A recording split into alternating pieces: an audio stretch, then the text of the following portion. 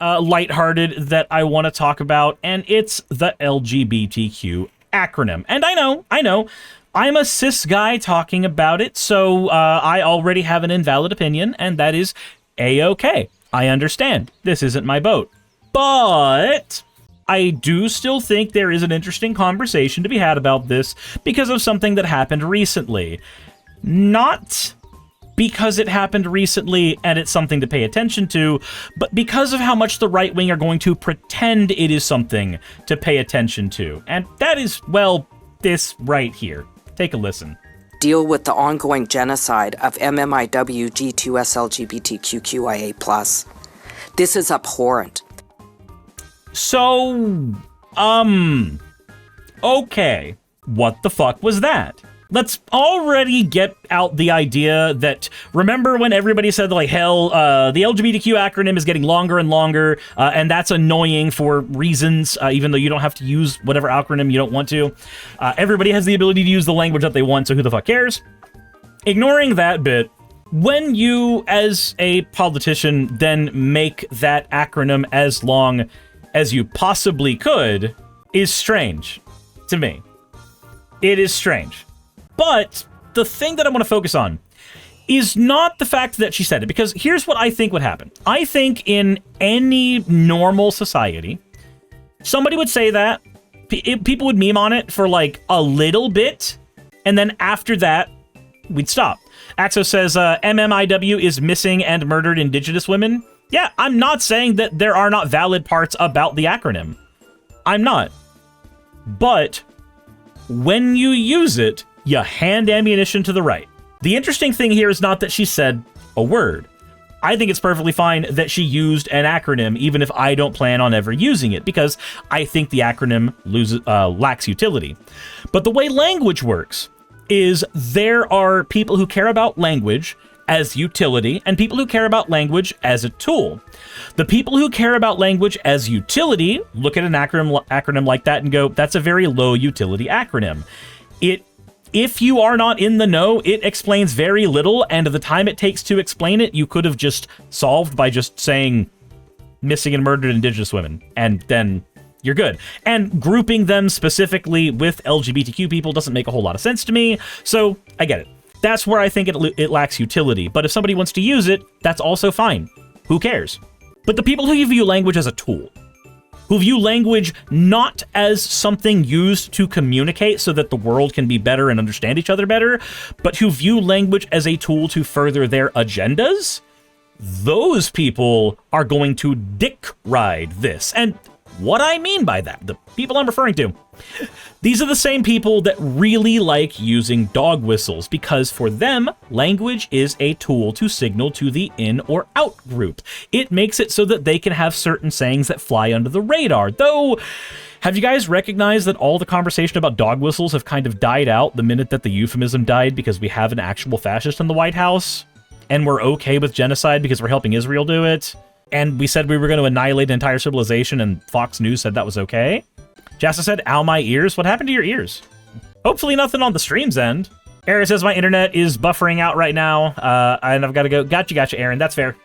But yeah, once upon a time, we saw a lot of people using dog whistles in order to use language as a tool to signal to other in-group members while speaking to out-group members. When you use the, let me just go ahead and put it into Notepad real quick. Okay, so it's going to be a little small because I grabbed a notepad instead of docs like a sane person, but it used to be that if you wanted to signal to somebody that someone was Jewish, then you would put their name here in brackets. It was a way to say, hey, that person is a Jew, and it was also a way to throw targeted shade at them, or simply say that violence should be done to them. And that was something that people used to have to do a lot on the internet when they wanted to be out and out Nazis, but knew that it was a bad idea to. And then Nick Fuentes happened, and now apparently it's in vogue.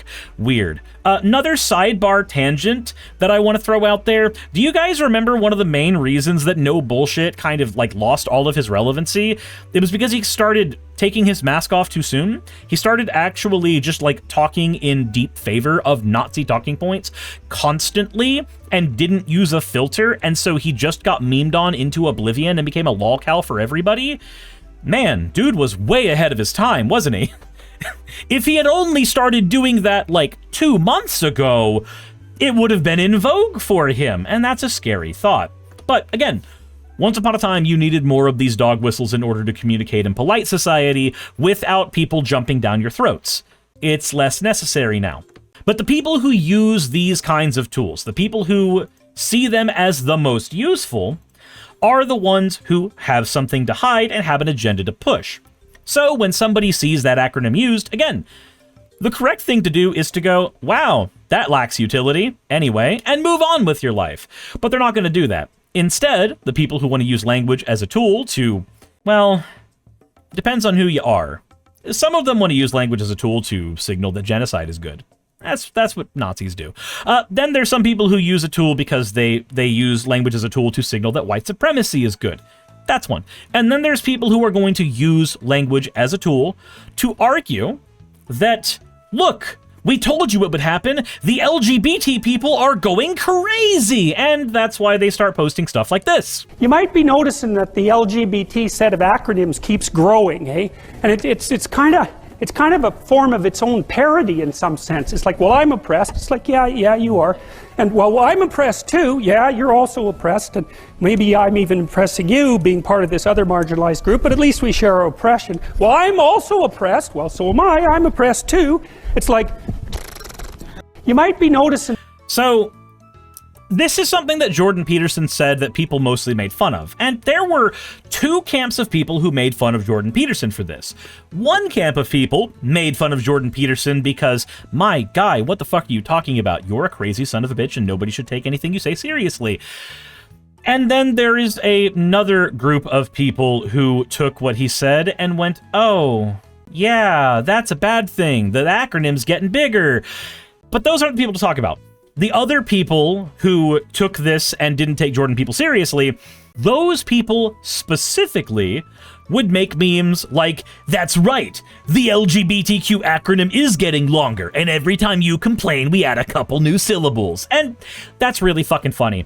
That's completely funny. I think that those people 100% did exactly what they needed to do. They grabbed that idea and just ran with it as something to mock, because that's what you do with right-wing imbeciles.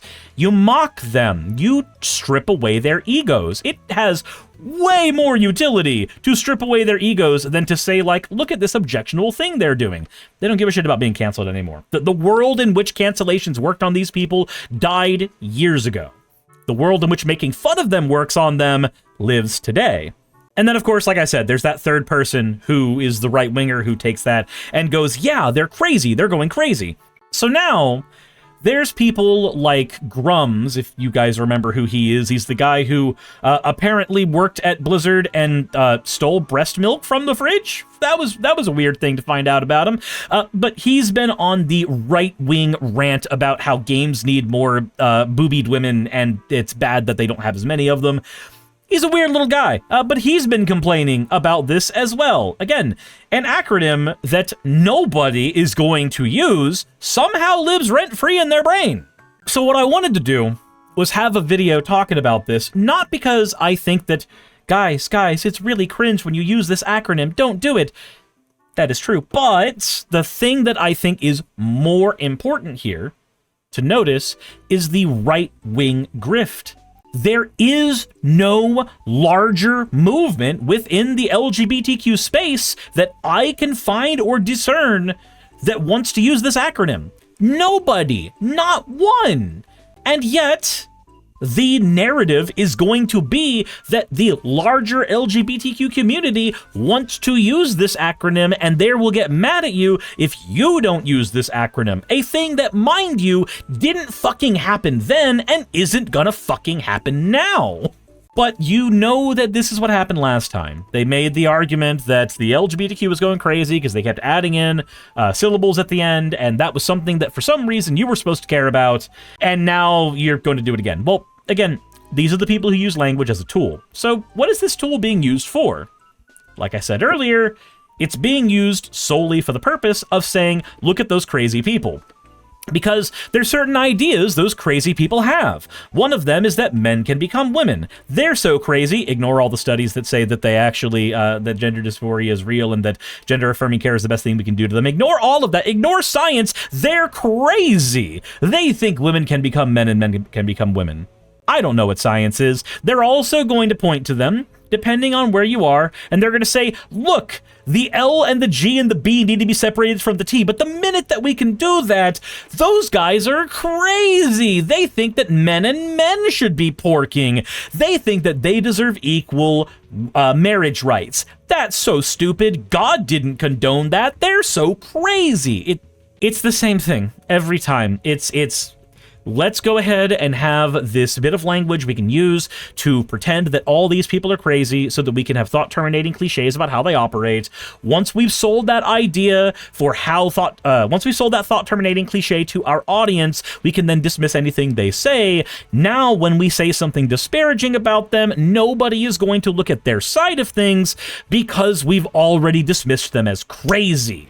Axo says the long one with the 2S works in writing, but you don't need to say that long-ass thing. At some point, just say the queer community. Yeah, there's the queer community, there's LGBTQ community, there's GRSM. There's all kinds of ways you can shorten it, such that this giant acronym that lives rent-free in your head is not gonna spook you. But again, all a right-winger has to do is make the point to you that these people are insane, and this will be one of their examples for why they should be insane. Also, Jassa says GRSM should have stuck. I don't necessarily agree or disagree. I don't have much of an opinion where that one's concerned, but I also think that telling people that an acronym they've been using for the past 30 years needs to be thrown away for a new one is a little bit presumptive, and there's conversations to be had about that, but Bregman says, reductio ad absurdum, and it never stops. It will be used against interracial marriage, intercultural marriage, and even who is white enough to be white now. That's what happened before. The Irish weren't white until it was convenient for them to be white. So what even is GRSM? It is gendered, romantic, and sexual minorities. Is what it is.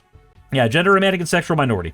Which is a term that has utility across the board. The only issue is that, much like with Soul Ring being something in Commander that doesn't fucking belong there, people keep it because of tradition. And it's very hard to rip people away from tradition, especially when a fundamental part of their identity is wrapped up in that tradition. But you know what nobody's identity is wrapped up in? A giant-ass fucking acronym that nobody wants to say. It's not. But the right wing is going to try to convince you that there are people that are like that. And even if they can find a couple of people that are like that, the answer for the left is crazy has never been that there aren't crazy people on the left. There are, just like there's crazy people on the right. The argument is whether or not they represent the majority of folks on this side of the political aisle. And I would argue they don't. Axel says, I need to go find it, but I actually have a short about people being forced to change language. But heads up, there's a T-Slur said. Gotcha. Top says, again, I'm just going to campaign to bring back Moga. Sean says, also sometimes you need ramp, but if you need Soul Ring to use ramp, it's a cheap card that's everywhere. That's why, yeah, I still think it's a card that doesn't belong in Commander. I'm gonna die on that hill. Anyway, right-wingers want to pretend that this is something to be concerned about. As somebody on the left, it's something to not worry about at all. But they're going to try to pretend that everybody over here is crazy, so, you know, here you go. Welcome to the world we live in. Hey, you made it to the end. I want to give an extra thanks to the patrons who allow me to do this full time. I want to thank Aaron Rail, Astral, Britzkrieg, Jemshin, Poundini, Red Joker, Victoria, Jonas, Craig, Tarika, Fireshard, Smiling GM, John, Dren Hadamada, Creeper, Sagitta, you know I'm not saying that last part, Sylvie Snow, Valis of Seraph, Ottoman Angel, Rooster Rachel, and Fire Panda, who are all my $20 and up patrons.